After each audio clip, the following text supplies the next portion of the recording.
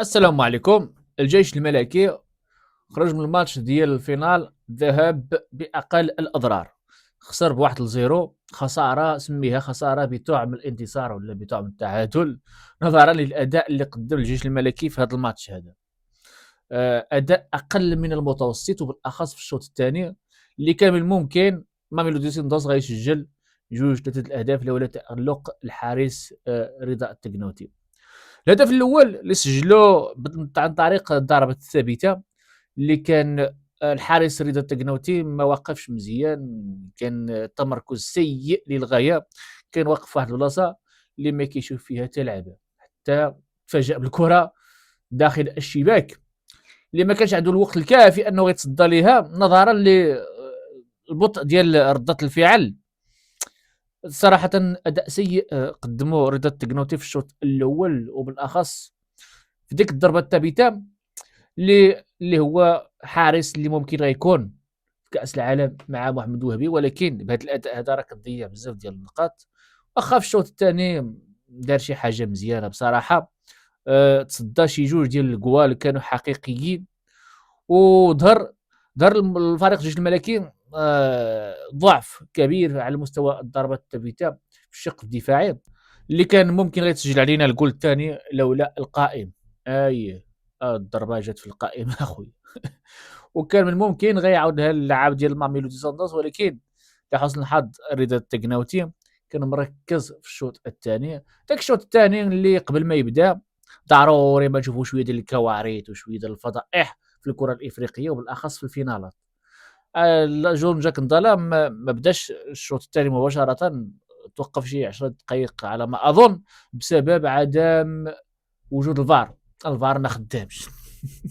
كان بغاو غيبداو الشوط الثاني بدون فار، ولكن اللاعبين ديال الجيش الملكي ما بغاوش، ومن حقهم طبيعه الحال. عارفين جون جاك نضالا هاد الحكم سبحان الله العظيم فيما حل وارتحل، والا كانت المشاكل والتوقفات. انا قلت واش كاين شي انسحاب عاوتاني. رجعونا للفينال ديال المغرب والسنغال في الرباط 2025. هذا الشيء الساعه في التالي قال لك الفار ما خدامش. ايوا شنو نلعبوا نكملوا الماتش بدون فار؟ ما يمكنش. داك الشيء غيدير الحكم، داك الشيء ما بغى، غيدير ما بغى. ولذا اللعابه ديال الجيش الملكي رفضوا في الاول، ولكن في التالي لعبوا بدون فار حتى الحدود الدقيقه 67. عاد عيط على ربيع حريمات وعلى ويليامز الاخر الحارس ديال ماميلودي ساوندرز اللي هو القائد ديال الفريق، قال لهم باللي راه الفار دابا راه مزيان خدام. ولكن الجيش الملكي كان سيء في الجوله الثانيه صراحه. ما داروا حتى تسديده مؤطره على المرمى. الحارس ديال ماميلودي ساندوز كان في شبه راحه، كان مرتاح، كان لاعب زايد وصافي، كون غيخرجوا ويدخلوا شي لاعب اخر غيلعب معاهم. بصراحه ما داروا حتى محاوله، ما شفنا حتى محاوله لا تهديد، وكانوا غير كيدافعوا. بالعكس كان ماميلودي ساندوز هو الاقرب لتسجيل الهدف الثاني والثالث، كانوا غيخرجوا بشي نتيجه اللي ممكن غيندموا عليها. 1-0 كتعتبر نتيجه ايجابيه نظرا لهذا الاداء اللي قدمه الجيش الملكي، ولكن الا كان غيديروا شي اداء في الماتش ديال العوده في الرباط اكيد غيديو هذا الكاس. ولكن الا لعبوا بنفس المستوى اللي لعبوا به اليوم ما كنظنش انهم غيديو اللقب، وماشي بعيد غيخسروا حتى في الرباط الا ظهروا بهذا المستوى الكارثي اللي ظهروا به اليوم امام ماميلودي ساندوز. التغييرات ديال المدرب سانتوس ما كانتش موفقه، دار جوج ديال التغييرات اللي ما عطات لا اضافه لا تلعبه. بالعكس التغييرات اللي دار المدرب ديال ماميلودي ساندوز كنلاحظوا كاين جوده في دكه البدلاء ديال الفريق، ولاحظنا كيفاش مازال اللياقه البدنيه ديال ماميلودي ساندوز يعني ما عياوش، مازال كيجريو واللاعبين صراع مقارنه مع اللعابه ديال الجيش الملكي اللي تقالوا كيديروا اخطاء في التمرير. واحد الخطا ديال يونس عبد الحميد اللي كان غيكلفنا جول ثاني لولا تالق الحارس رضا التقناوتي، وحتى رضا التقناوتي كان محظوظ في ذاك التصدي اللي دار. صراحه كان غيكون هدف ثاني، غيكون هدف قاتل اللي كان ممكن غينهي الاحلام ديالهم بالتتويج بهذا اللقب هذا.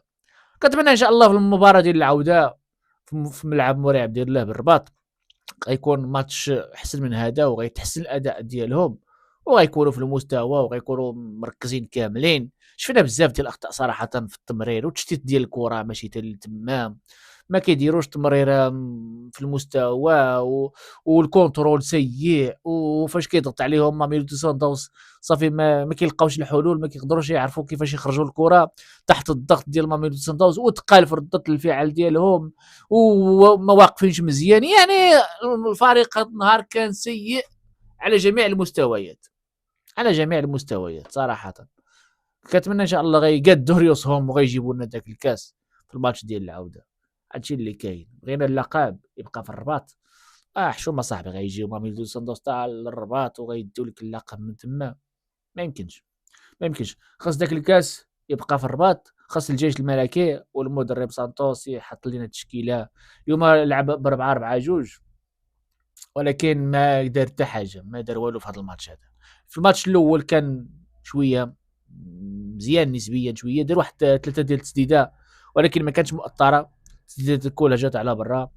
اما في الشوط الثاني كان شوط كارثي مزيان، بقات النتيجه 1-0. ما دام حافظوا على النتيجه راه لعبوا مزيان، لعبوا مزيان.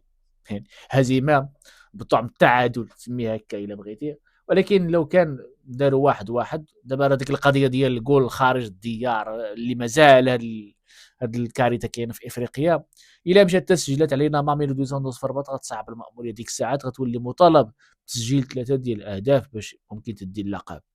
ولكن الا درتي 1-0 غتكون تعادلتي، وممكن انك غتسجل جوج وغتربح، ولا غادي تمشي لضربة الجزاء. المهم ما خصيش تسجل عليك الهدف في مباراة العودة. اذا كنتمنوا التوفيق لفريق الجيش الملكي، حنا غادي نساندوه ان شاء الله. المغاربه كاملين غيوقفوا مع الجيش الملكي اللي كيمثل المغرب بطبيعه الحال. نتمنى ان شاء الله غيكون التيران ديال مولاي عبد الله عامر الى اخره مملوء بالجمهور المغربيه اللي غتساند الجيش الملكي، باش انه غيتحمسوا ان شاء الله وغيتوجوا بهذا اللقب، وغيربحوا ماميلودي سانتوس بشي 2 ولا 3-0. ولما لا، عنده مشاكل كثيره في الدفاع اللي ما بانش اللي في الماتش ديال اليوم، نظرا للضعف ديال الهجوم وديال الجيش الملكي اللي ما كانوش كيبنيو الهجمه بشكل مزيان وما كانوش كيهجموا. يعني بحال الا راضيين بديك 1-0، واصلا راه كانوا راضيين حيت كانوا غيخرجوا بنتيجه اكثر من 1-0. هادشي اللي كاين الاخوان. كنتمنوا التوفيق للمنتخب، كنتمنوا التوفيق للفريق ديالنا الجيش الملكي. وما تنساوش اللايك، وبالتوفيق وتهلاو. سلام.